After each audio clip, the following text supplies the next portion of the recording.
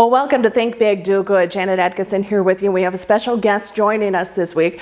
I had the chance to travel to Texas here recently. That was for the American Farm Bureau Federation's Communicators Conference that was taking place in Waco. Well, during that time, I took the opportunity to visit with a friend of mine, Miss Pam Minick. So Pam, if we look back at your life, of course, as we mentioned, Miss Rodeo America, but tell us about your background. Where did things get started? I grew up in Las Vegas, which at the time was not the rodeo capital that it is now, but like all little girls, I loved horses. My parents never rode, but they indulged us, my sister and I. They bought us each matching palominos named Rebel and Rio. She paid $300 a piece for them, which came from Missouri, by the way. We knew nothing. We were as green could be, but we joined 4-H. And 4-H really, the 4-H horsemanship program was really the foundation of what we became as horsemen and women. I had a bigger passion for it than my sister did. But it's so fun in my life to have come full circle, and now I'm volunteering with 4-H. I'm helping raise money for 4-H. It was such a wonderful program, and it really was the foundation for us. Then I went on through that and started entering junior rodeos, high school rodeos, became the Nevada State High School Rodeo Champion. And then on a dare, I entered the Miss Rodeo America pageant. Well, actually my local pageant, which led me to state and then Miss Rodeo America. And the rest is history. It launched me into a career in broadcasting, and I've never looked back. And not one thing that I did in my whole life had a template or a plan or even a goal. It was all about just seeing a door open, having a question, saying yes, and walking through the door.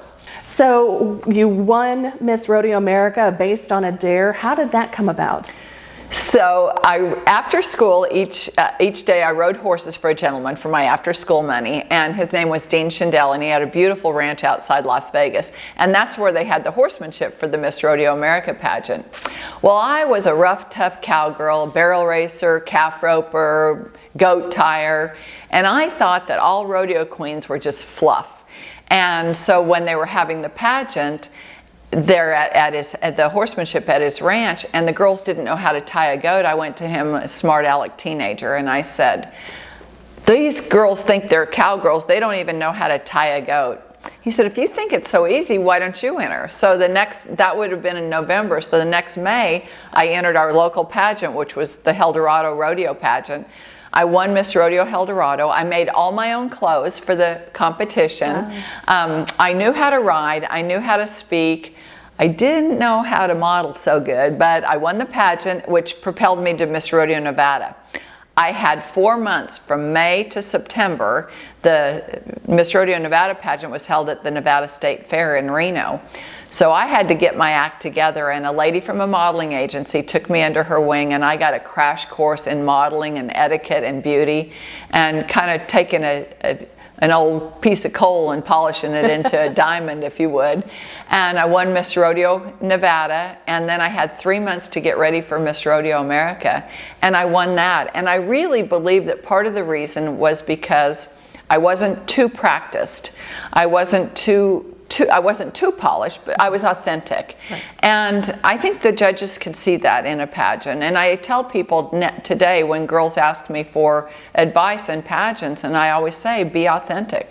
Don't be what you think that they want. Be yourself, because authenticity shows, I think. So yeah, that was a whirlwind 6 months of my life that really set the stage for the entire rest of my life, because being Miss Rodeo America led me into, a few years later, into broadcasting, which became a career that I was unprepared for, did not set as a goal, but the door was open. I said yes, and the rest is history.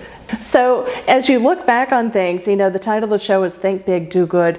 So what is it, where do you think things kind of come together that folks need to think big and they need to do good? I mean, that's something that you've sort of taken to heart yourself. Well, and when you talk about think big, do good, I feel so proud about those people whose lives that maybe I did impact, and the girls that I've opened a door for and make it easier for them to step through. Not that any part of my journey was difficult. When you love what you're doing and they say, if you love what you're doing, you'll never work a day in your life. Do something so good that people will pay you for it. Yeah. So that's been part of my journey, but helping other people and opening those doors and seeing that you're, just by doing what you love to do, that you inspire people. That's fun. So Miss Rodeo America, and then now you also have, you know, kind of sandwich things. You are still very engaged in the Western world. Talk a bit about in between time there of not just Miss Rodeo America and now working at Billy Bob's, but everything in between. Yeah, so my first broadcasting role as a sideline reporter, because remember, as Miss Rodeo America, you're doing a lot of interviews, but you're on the other side of the camera. You're being interviewed and telling the story of the sport. So in 1976, the Professional Rodeo Cowboys Association called me and they said, we're doing the Wrigley's Big Red Rodeo. Remember that cinnamon flavored chewing gum? Wrigley's Big Red Rodeo live on CBS. I didn't know what I didn't know, so I said yes.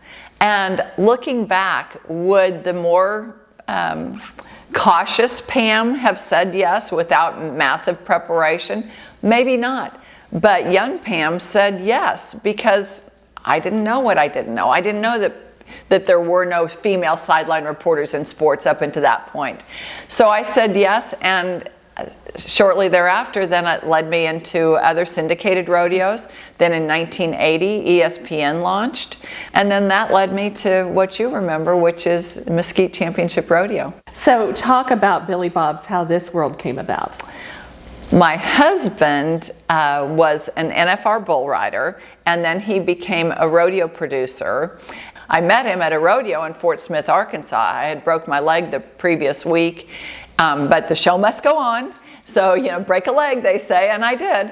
And I went to Fort Smith, and I wrote in my journal and on this From My Side of the Fence column that thank you to Billy Minick for putting me on a gentle horse when I had my broken leg. He doesn't even remember that. But fast forward 10 years, I was doing a TV show with George Strait in Houston, Texas, and Billy was there putting on that rodeo.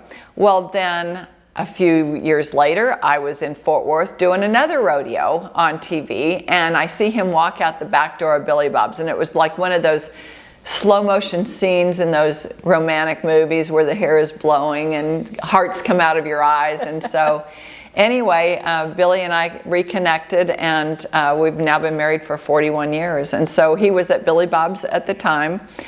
He was putting on just the bull riding there. And to explain Billy Bob's, it's like a giant Walmart. I tell people it's 100,000 square feet. It was an old cattle barn built in 1910. And so that expanse of it is where the concerts and the bars and the gift store and the restaurant are. And what was the auction ring for the cattle barn is the bull riding arena. So every Friday and Saturday night, real bull riding at Billy Bob's. And so Billy became the manager of that.